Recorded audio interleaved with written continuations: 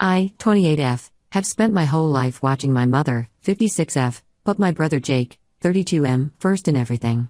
This started way before we lost Dad, but his death made everything worse. I have so many memories of Mom excusing Jake's behavior, no matter what he did. When I was 6, Jake pushed me off the swing set because he wanted to use it. I broke my arm, but Mom said it was my fault for not sharing. At age 8, Jake kept stealing money from my piggy bank. When Mom caught him, she just said I needed to share with my brother because he needed more than me. She even started giving him a bigger allowance because he was a growing boy. In 4th grade, I won first place in the science fair. Jake got angry because he didn't win anything, so he destroyed my project the night before it was supposed to go to the district competition. Mom made me apologize to him for making him feel bad about not winning. She bought him a new video game to make him feel better. Everything got worse after Dad died in a car accident when I was 12 and Jake was 16. Mom fell apart completely. She focused all her attention on Jake, saying he was taking Dad's death really hard and needed extra support. I was grieving too, but Mom told me I had to be strong for my brother. I ended up taking care of the house, cooking meals, and doing laundry because Mom was too busy comforting Jake. Jake started causing trouble in high school. He skipped classes, talked back to teachers, and got into fights. Mom always defended him, saying he was still processing Dad's death. When he was caught selling cigarettes to younger students at age 16, Mom transferred him to a different school. She told everyone the first school wasn't challenging enough for him. I worked hard in school, joined clubs, and had part-time jobs. Mom never came to any of my events. When I made honor roll, she missed the ceremony because Jake had detention. When I won a regional debate competition, she couldn't come because Jake needed help with his homework. Every achievement of mine was overshadowed by whatever Jake needed. The drinking started when Jake was 17. Mom found bottles in his room but kept it secret. At 18, he got drunk and crashed Mom's car. She took out a loan to hire an expensive lawyer who got the charges reduced to community service. 3 months later, he got another DUI. Mom refinanced the house to pay for another lawyer. By the time Jake was 25, he had 4 DUIs and lost his license. Mom became his personal driver, taking him everywhere. She woke up at 5 a.m. to drive him to work, picked him up for lunch, and drove him home. She lost a good job because she kept missing work to drive Jake around. When I suggested Jake take the bus, Mom said it wasn't safe and that families should help each other. I put myself through college with scholarships and jobs. My main job was at Chen's Sweet Shop, a local bakery. Mrs. Chen became like a real mother to me. She taught me about baking, business management, and dealing with customers. She showed me how to create recipes, manage inventory, and handle finances.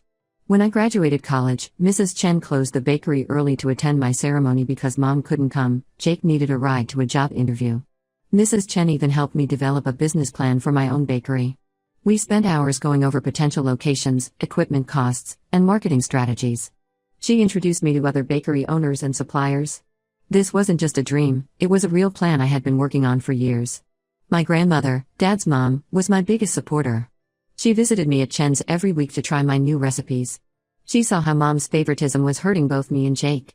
Grandma often told Mom that constantly bailing Jake out was making him worse, but Mom wouldn't listen. Grandma and I would talk for hours about my future bakery. She helped me research locations and equipment prices. Grandma passed away last year. In her will, she left me $50,000 specifically for opening my bakery. The money was supposed to be transferred 3 months ago. When it didn't appear, I contacted her lawyer. He said Mom had already collected it, claiming she would transfer it to me because I was too busy with work to handle it. I went to Mom's house about the money. Before I could ask, she started crying and admitted giving $45,000 to Jake. She claimed he needed it to get his license back and start a trucking business. She said Jake had a solid business plan and would pay me back double once he started making money. When I asked how she could take money that Grandma specifically left for my bakery, Mom said Jake's needs were more urgent. She suggested I could start my bakery with the remaining $5,000, saying many successful businesses start small. She kept talking about how Jake needed this chance to turn his life around. Jake came to my apartment that evening. Instead of apologizing, he acted like I was being difficult. He said since I had a good accounting job, I didn't need the money like he did. He talked about his trucking business plans and how he would pay me back with interest. When I mentioned Grandma left the money specifically for my bakery, he said Grandma always favored me anyway, so I shouldn't be greedy. I told them both I was done with their manipulation. I reminded Mom how Grandma had warned her about enabling Jake. Mom started crying, saying I was cruel for bringing up Grandma's opinions about her parenting. Jake said I was just jealous because Mom loved him more. I blocked their numbers and social media accounts. Now relatives from mom's side keep calling me, saying I'm being too harsh. They say Jake deserves another chance and that family should support each other. None of them have offered to replace the money that was stolen from me. Update 1: Things have gotten much worse since my last post. After I blocked their numbers, Mom and Jake started showing up at my workplace. At first, they just waited in the parking lot during lunch breaks. Then they started coming in the morning before work. Jake would stand by my car, and Mom would try to talk to me as I walked into the building. My coworkers started noticing. Some of them saw Mom crying in the parking lot. Others heard Jake yelling at me about being selfish. My supervisor called me into her office to ask if I needed help. She said several employees felt uncomfortable with my family members hanging around the building. The situation got really bad last Tuesday when Jake tried to follow me into the office. Security had to stop him at the front desk. He started yelling so loud that people on the second floor could hear him.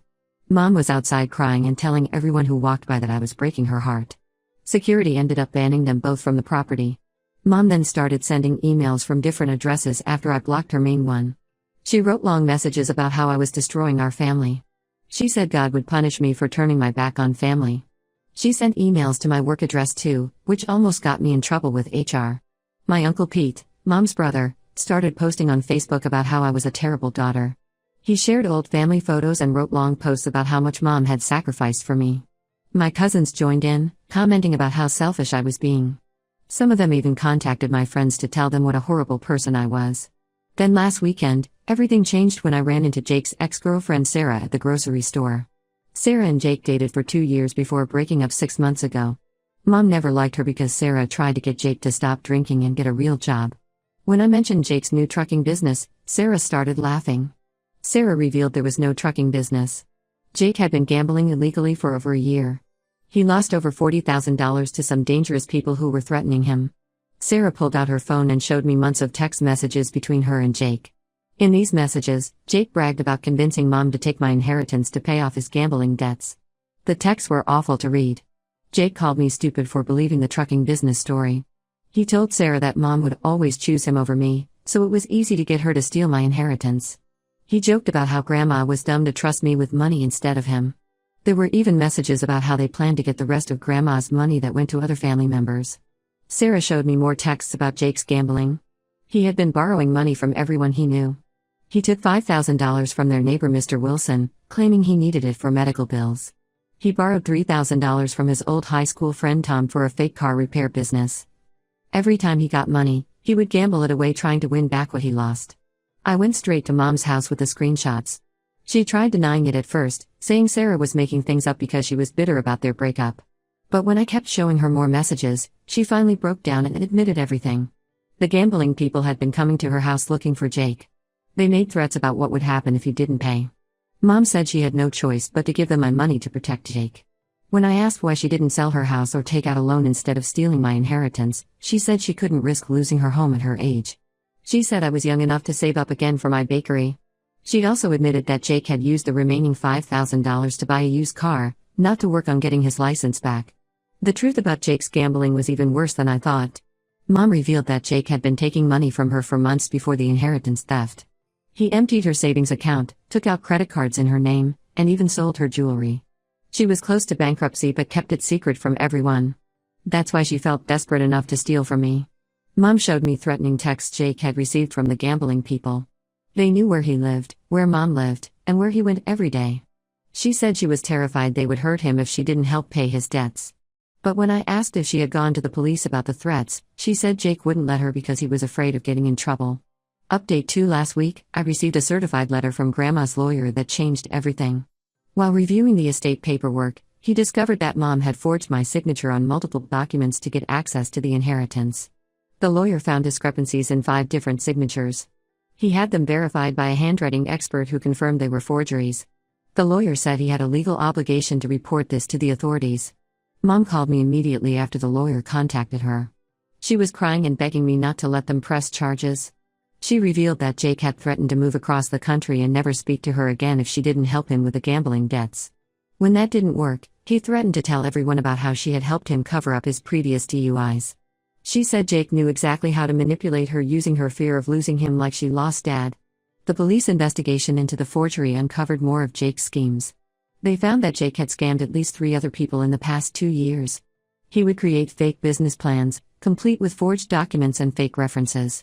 He even made fake websites for his non-existent companies to convince people to invest. One victim was Mr. and Mrs. Peterson, an elderly couple from our church. They gave him $25,000 from their retirement savings to invest in a fake construction company. Jake told them he was getting government contracts to build low-income housing. He showed them fake paperwork and even took them to look at buildings he claimed his company would be renovating.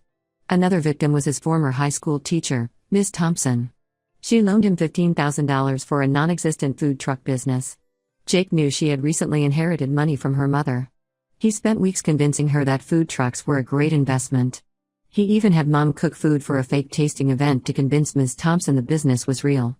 The third victim was Tom Wilson, a recent college graduate who had saved money for graduate school. Jake convinced him to invest $10,000 in a fake tech startup. He promised Tom a high-paying job once the company launched. Tom had to delay his graduate school plans when he lost all his savings. The investigation revealed that Mom knew about these scams. She had actually helped Jake cover them up by paying off some of his victims with her retirement money. She paid the Petersons $10,000 to keep quiet about losing their money. She gave Ms. Thompson $8,000 and begged her not to go to the police. She even wrote a letter to Tom's parents apologizing and promising to pay back the money. That's why Mom was so desperate to use my inheritance. She had depleted her own savings, helping Jake avoid consequences. The police found bank records showing she had withdrawn over $50,000 from her retirement account in the past year. She also took out 3 personal loans to help pay Jake's victims. The police discovered Jake's pattern of targeting people who knew our family. He used Mom's good reputation in the community to make his fake businesses seem legitimate. At church gatherings, he would talk about his business plans where potential victims could hear. He asked Mom to vouch for him to people she knew, using her trust to gain theirs. Some victims didn't report him because they felt bad for Mom. Jake would tell them that reporting him would break our mother's heart. He reminded them of how she had lost Dad and said she couldn't handle losing her son too. He used our family's tragedy to manipulate people's sympathy. The investigation also found that Jake started these scams right after losing his license. Without being able to drive, he couldn't keep a regular job. Instead of trying to get his license back, he started creating fake businesses to get money. He used some of the money for gambling, telling himself he would win enough to pay everyone back. Update 3: Jake was arrested 2 weeks ago after trying to start another scam. The police found evidence of 7 different schemes he had run. They tracked down all his victims, including several elderly neighbors who had known our family for years. The total amount he stole reached over $120,000. Some victims had taken out loans or used their retirement savings to give him money. I decided to press charges against Mom for forging my signature. Her lawyer offered a settlement where she would sell her house to pay back my inheritance plus legal fees. She refused the deal, saying she needed to save money for Jake's legal defense.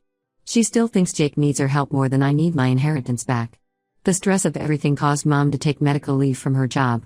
She sent me a long email saying I was killing her by pursuing legal action. She wrote that a real daughter would forgive her mother and drop the charges. When that didn't work, she had our pastor call me to talk about forgiveness. The pastor told me that pressing charges against my own mother would damage my soul. Most of Mom's family stopped speaking to me. My aunts told everyone I was trying to put my own mother in jail just for helping my troubled brother.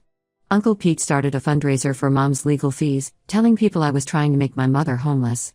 But Dad's side of the family supports me. They remember how Grandma tried to stop Mom from enabling Jake. They started a small fund to help me save for my bakery again. Mrs. Chen from the bakery reached out after hearing what happened. She offered me part-time work at her new location and said she would teach me more about running a business. She even offered to be a reference when I apply for business loans in the future. Last week, I moved to a different city. I found an apartment and a new job at an accounting firm. I haven't told any family members where I moved. Mom's lawyer called again yesterday, trying to convince me to drop the charges. He said Mom was willing to pay me back $100 a month if I would stop the legal proceedings. I refused. Jake's trial date is set for next month. He's facing multiple fraud charges, and the prosecutor says he could get several years in prison. Mom keeps calling from different numbers, begging me to write a letter to the judge asking for leniency. She says Jake made mistakes but doesn't deserve jail time. Some people from our old church say I should show mercy since Mom was just trying to protect Jake. My cousin Amy sent me a long message about how families should forgive each other. But I can't forget how they laughed at my dreams and treated me like I was wrong for wanting what was legally mine. The court date for Mom's forgery case is next month. I'm not backing down. This isn't just about the money anymore, it's about finally standing up to years of manipulation and favoritism. I'm done sacrificing my future to enable Jake's behavior and Mom's delusions. Maybe facing real consequences will finally make them both realize what they've done. For now, I'm focusing on building my new life. I've started therapy to deal with all this, and I'm slowly saving money again for my bakery. It might take longer than I planned, but I'll get there without their help or interference.